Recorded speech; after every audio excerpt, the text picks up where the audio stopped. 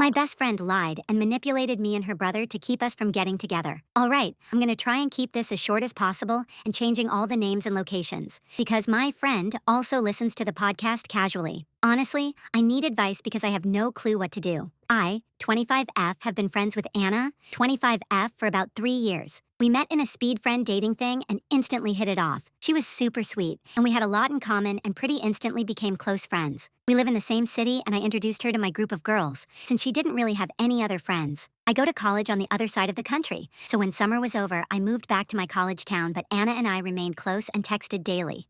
At Christmas, I came home and went over to her family's house where I met John, 23M, her brother, for the first time. We had like a vibe at first sight. I can't explain it, but we kept staring at each other, and it felt like I'd met him before. I had broken my wrist and was in a cast, and he jumped up and took my jacket and purse. Throughout the night, he was so kind, and we got along so well, he even carried my plate to the table for me, even though I could have used my other hand. Myself, Anna, and John decided to go out for drinks and invited a few other people. John and I were attached at the hip the whole night and connected on every level, except physically LOL. There were so many things, but for anonymity, I'll leave it at that. We began to talk daily and go into a bit of a talking stage somewhat immediately. They were going on a family trip after Christmas, and then I was going back to my college town so we wouldn't be able to see each other. During their vacation, Anna was being dry and not texting while John was updating me on what was going on. On the last day, Anna sent me a long paragraph saying that it's weird I've been talking to her brother so much, saying it's creepy because we were 23 at the time and he was 21, and how much she hates it. I'm so non-confrontational, and it's something I'm working on, so I said no, we're just talking, it's casual. She replied, so you're not gonna date him? You don't see him that way. I replied, no, don't worry. I didn't hear from John the next day and just chalked it up to a travel day. I had moved back to my college town and sent him photos of a nature walk I went on. He never replied. I was so hurt and also stubborn, so I didn't want to double text right away. My roommates convinced me to give him 48 hours and then send a message. But Anna texted me, ugh, John is back together with his ex-girlfriend and she's coming over for dinner. Huh? I was shocked. At this point, Anna had been one of my best friends for over a year, so I obviously believed her and thought that John was just an asshole. Anna continued on and said he had been talking about getting back together with her for a while, she was abroad, etc. I was fucking gutted. I had never experienced the type of connection I had with John before, so even though it was like a month-long talking stage, I was so upset. I eventually moved on, came home summer, Christmas, etc., and managed to avoid him. I even casually dated someone else, but if I'm honest, I never fully got over John. He reached out a few times when he knew I was home, but I never replied. So eventually the messages stopped. And here is where the most interesting part begins. I returned to that meeting that turned everything upside down. A year and a half later, chance brought us together again. It would seem that time should have erased everything. But no, when I saw him at the bar, it literally took my breath away. He was standing among his friends, laughing, looking a little older, more confident, and frankly, even more attractive than I remembered. In that moment, time seemed to stop. All the conversations, music, laughter around him, everything faded into the background. Only our gazes remained, and that look was so recognizing, as if he hadn't forgotten about me for a second in those 1.5 years. He immediately walked away from his company and came to me. He hugged me so tightly, as if he was afraid of losing me again. I felt that everything I had tried to suppress had surfaced with renewed vigor. We went outside to talk, and that's when I decided to ask the question that had been bothering me all this time. Why? Why did he disappear so suddenly as if we had never spoken? He seemed genuinely surprised when I mentioned him getting back with his ex. He said, wait, what ex? I never got back with her. You said you didn't see me as serious. The ground dropped out from under my feet. I froze, trying to digest what I had heard, and then he took out his phone and scrolled through old messages with his sister. And there was my message. No, don't worry. But without context, without an explanation, without my words about how I just didn't want to quarrel with Anna. She showed him this as proof that I was playing with him. It was as if I had been hit. In an instant, everything fell into place. His silence, her strange hints, her joy at my broken heart. It was all part of some sick game. As John and I stood outside the bar putting the facts together, I felt something inside me break. For a year and a half, I blamed him. For a year and a half, I thought he was back with his ex, that I was just a distraction for him. And now it turned out that all this time, he thought I was playing with him. From that moment on, I began to remember all the details of our friendship with Anna. And for the first time in my life, I saw her through a different prism. When we first met, I thought I was incredibly lucky. She seemed like the kind of friend you'd wait for your whole life. Supportive, understanding, ready to listen for hours. She didn't have a big group of friends, so I brought her into my circle, introduced her to the girls I'd been friends with since university. We went to the movies together, had had board game nights, shared our plans for life. I told her about my family, about guys, about bad dates. She mostly complained about her loneliness, anxiety, and depression, about how hard it was for her to trust people. At the time, I didn't see anything strange about it. I thought it was normal, a friend who demands a little more attention. But now, looking back, I realize everything was different. Anna was jealous of me for literally everything. If I spent an evening with other friends without her, she would get offended. If I told her about a new crush, she would pretend to be supportive, but she would always find something to say. Are you sure he's serious about you? Aren't you afraid he's just playing with you? I don't think he's right for you. At the time, I took it for concern. Now I understand that it was a strategy. She always tried to be a mediator between me and the world, to filter, to control. And when John showed up, everything became dangerous for her. Because for the first time, I had someone on my side who wasn't just a guy, but someone from her family. Someone who saw her from the inside. Someone she couldn't control the way she could control me. That's why she lied. When I got that text from her, "You're not gonna date him, are you?" I thought I was responding for peace of mind. I thought I was just calming my friend down to avoid a fight. I didn't know that that screenshot would become the weapon that would destroy my relationship with John before it even began. After the conversation at the bar, we sat on a cold bench and put puzzles together. It turned out that over the past year, Anna had told him about my affairs in college, that I had allegedly walked around left and right, that I had a period of easy connections. John listened to this and silently distanced himself. And at that time, she told me that he was crazy about a colleague he worked with and that they practically lived together. We both sat there, stunned by the fact that we had been led by the nose for a whole year. And the worst thing is that we both believed it. I remembered one moment. A year ago in the summer, I came to Anna and told her that I missed John, that maybe it was a mistake to let him go. She looked at me for a long moment and said, "Believe me, you avoided a disaster. He is weak-willed, always clinging to someone, and you deserve better." I swallowed it like poison and believed it. Now I realize that all this time she was protecting herself, not me. Her world was collapsing at the thought that John and I could be together.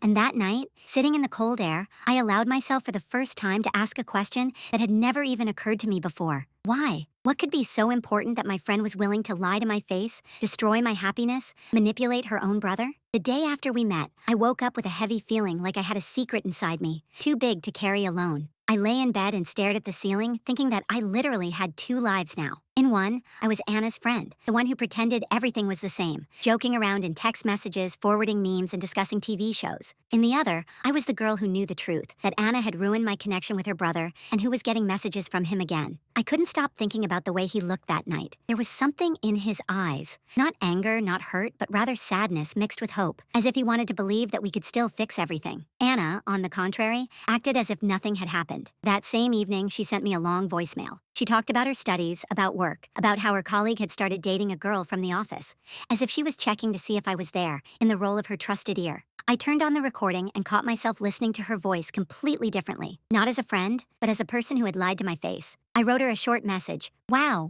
how are you? And immediately put the phone away. I couldn't take it anymore. Every time I saw her name on the screen, I literally threw up. With John, it was different. He texted me the next day. "I'm still in shock. How are you holding up?" I stared at the message for a long time, unsure of what to say. Then I wrote, "Honestly, I'm angry. At you, at her, at myself. But most of all, at her." He wrote back immediately, "I understand. I need time to process this too, but I'm glad I finally know the truth." That's how our new correspondence began. Not romantic, no, rather cautious, tentative. We wrote to each other in the evening, discussed music, films, shared stories from childhood, and every time at the end of the conversation, I felt a strange warmth inside, as if a piece of a mosaic had fallen into place.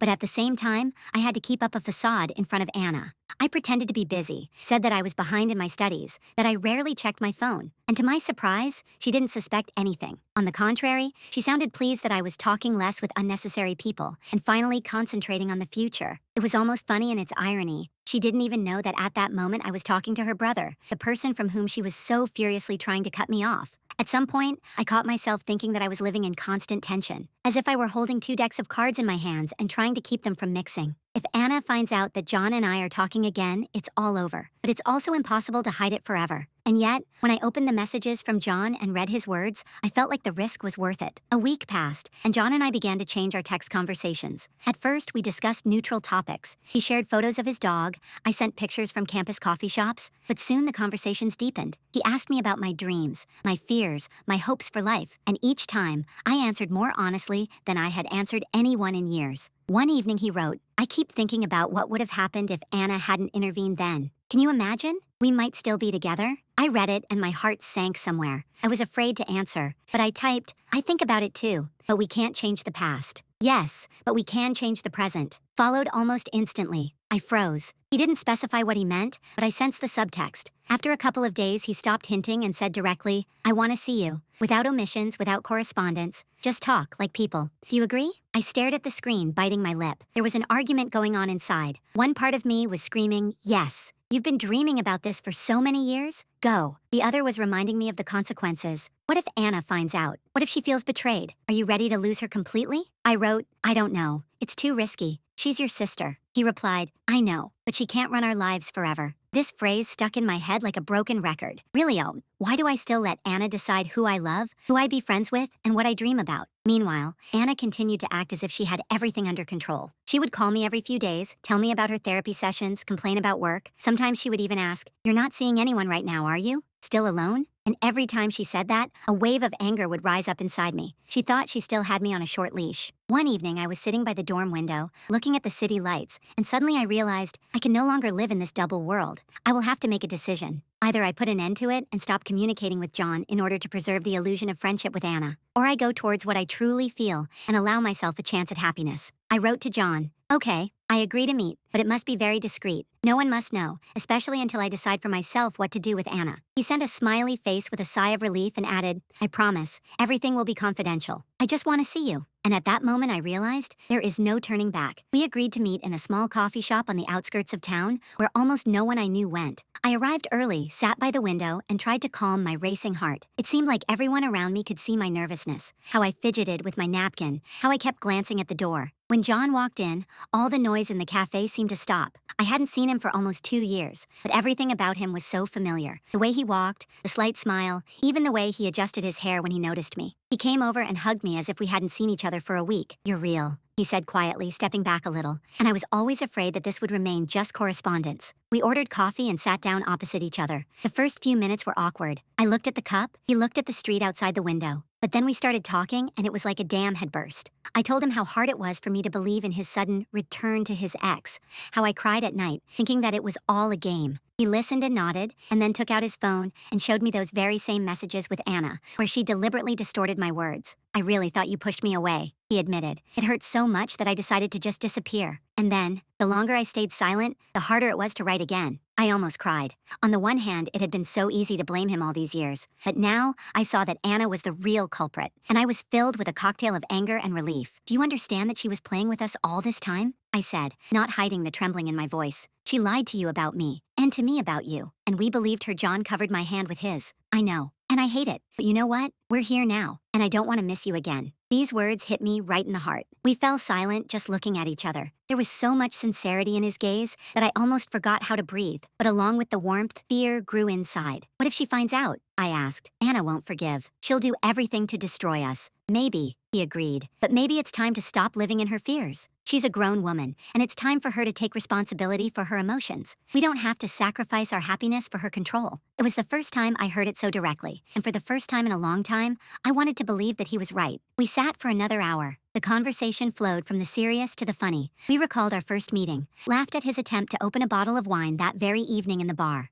Everything was so natural, as if there had been no years of separation. When it was time to leave, he suggested that we go for a walk. We went outside. The evening air was cool and refreshing. He walked next to me, sometimes lightly touching my hand. At some point, I stopped and said, I'm scared, but I don't want to lose you again either. He smiled, relief flickering in his eyes. Then don't lose it. And for the first time in all this time, he carefully took my hand. We stood there under the street lamp, and I understood. This was only the beginning of something that would inevitably lead to a storm. But for the first time, I didn't care. The next morning, everything looked the same. The same campus, the same classes, the same cracked mug by the coffee machine. Only inside, it was as if the oxygen had changed. I went to class and caught myself smiling for no reason. This lasted until the first notification from Anna. You're missing. Is everything okay? I held the phone in my hand, waited for my pulse to return to normal, and answered neutrally. I'm swamped with deadlines. I'm breathing. You're not seeing anyone right now, are you? I just don't want you to repeat the same mistakes. The word mistake stung. I used to take such phrases for concern. Now I heard control in them. I put the phone face down and went to the library. In the evening, a text from John. I'm still thinking about the coffee last night and how you laughed at my stupid story about the dog and the vacuum cleaner. I found myself reading it 3 times.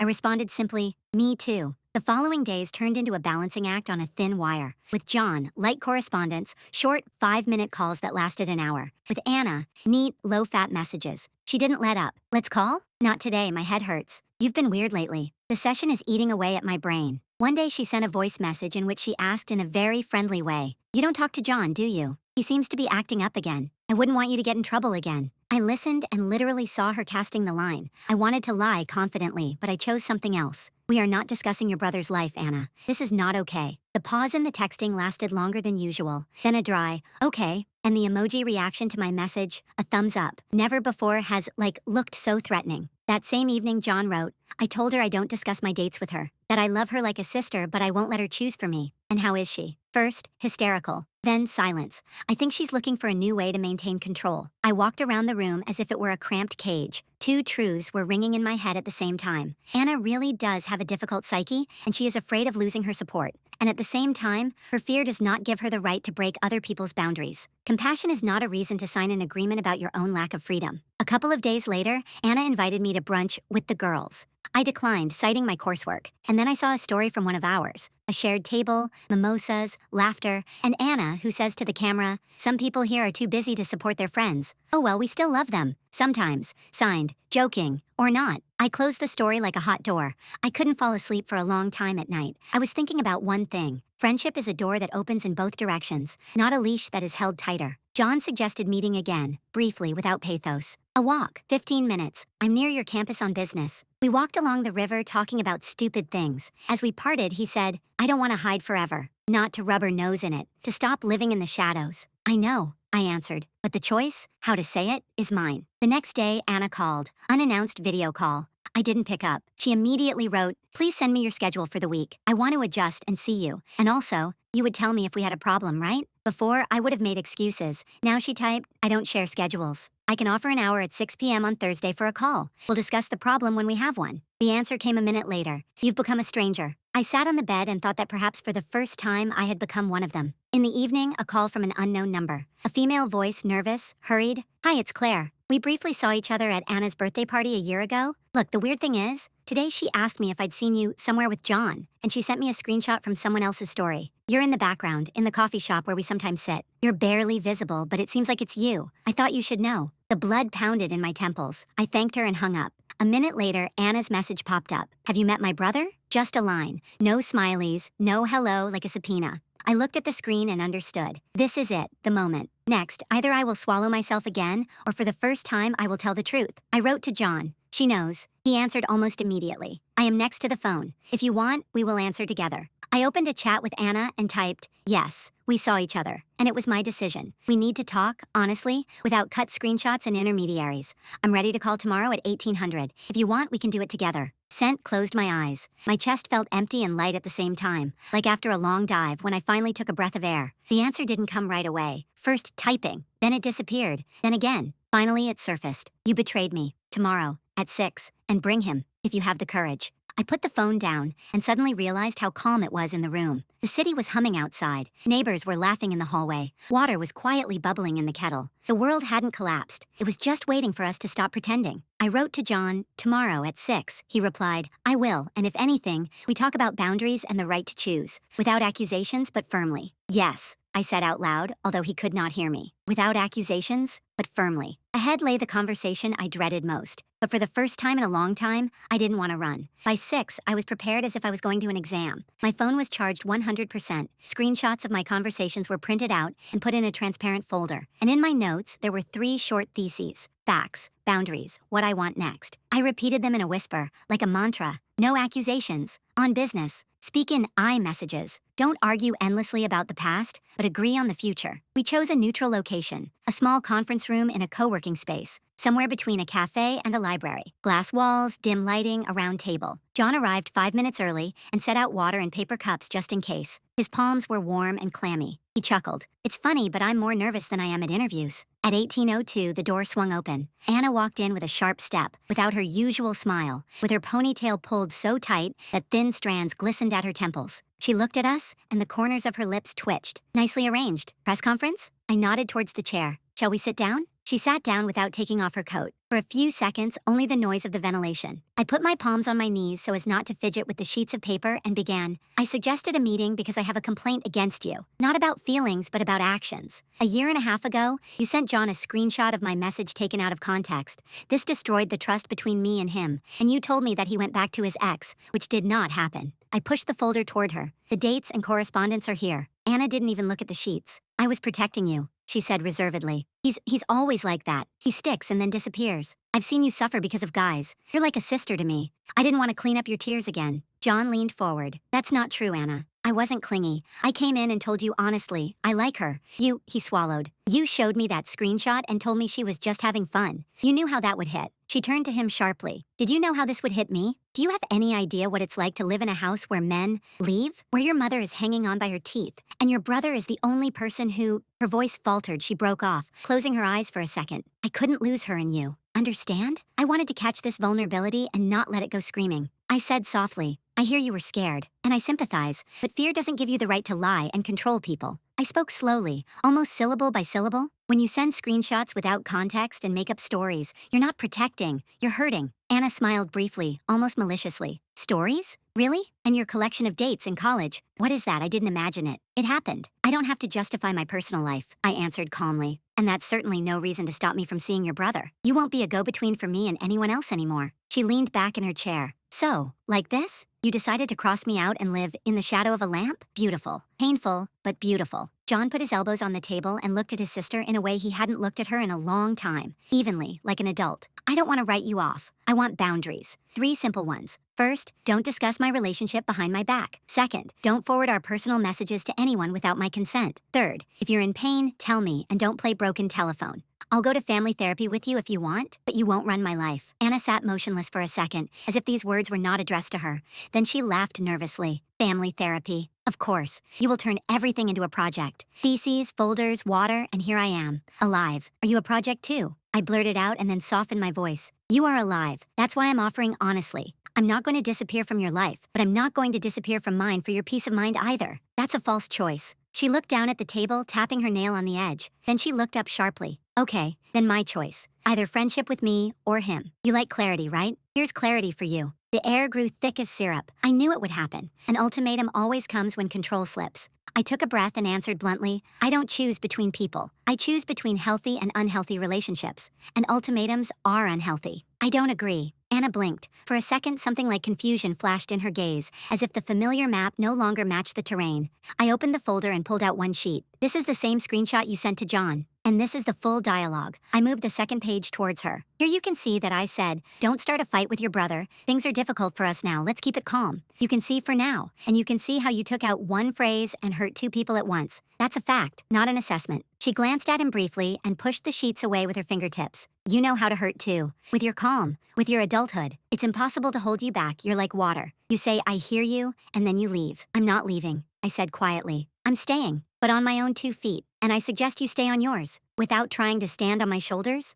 Silence. The ventilation became audible again. John, without looking away, said, We will be together. We will try. We do not ask for your blessing. We ask not to interfere. If you need a break or you want to be away, we will accept. But spying, collecting evidence, writing to our acquaintances, we cannot. These are the boundaries. Anna pressed her lips together. Her shoulders rose. What if I get really sick? She asked in an almost childish voice. What if those days start when there's nothing but noise in my head? Then call me, John said. Or your therapist, or me and the therapist. But don't break other people's bridges to drown out the noise. At this point, she suddenly covered her face with her palms. Not for show, but for real. Her shoulders were shaking slightly. I felt something in me soften too. I took some tissues out of my bag and moved them toward her. She didn't take them. 5 or 10 minutes passed. I stopped counting. Anna evened out her breathing, removed her hands, and looked toward the window. I need time, she said dully. And I don't promise that I'll be able to see you together. At first, that's fair. I nodded. We don't promise to be comfortable either. But let's be honest. She stood up. I'm not a saint, she said as she walked. If I see you in stories, I might go crazy. But I'll try a pause. And if you don't leave me completely. We don't abandon, John said. We build differently. The door closed. The conference room became empty. I sat there as if after a storm, when you suddenly hear water dripping from the eaves. John laughed quietly, nervously. On a scale from 0 to hell, where are we? Somewhere around the storm has passed, but the forecast is still bad, I answered, and for the first time allowed myself to smile. A small one. A real one. We went outside. The evening was transparent. The city was breathing evenly. Shop windows were lit on the corner. Warm reflections stretched along the asphalt. John took my hand, not as a trophy, not as a challenge, but as an agreement to go and hold. I felt the trembling go away. The phone vibrated. A message from Anna. I deleted the old screenshots. Wrote to the therapist. For a week, in silence. Don't write to me, please. We'll call later. And I understood about iMessages. I'll try. I showed John. He nodded. That's a step. Small, I said, but in the right direction. A minute later, another one came from a mutual friend. Anna's story with a black screen and white caption. Learning to let go. Not to kill the living inside myself for the sake of control. No names, no hints, but we both understood. Well, said John, it looks like the hurricane is slowly turning into wind. The main thing is not to build a house of cards, I answered. Otherwise, any gust will blow it away. We walked to the bus stop, and suddenly my head felt amazingly quiet, as if someone had closed a door that was constantly blowing. There were a lot of ifs ahead. If Anna snapped, if the past flooded back, if we couldn't cope on our own. But now we had more than just feelings. We had rules for the game. And this is perhaps the most adult thing that has ever happened to me.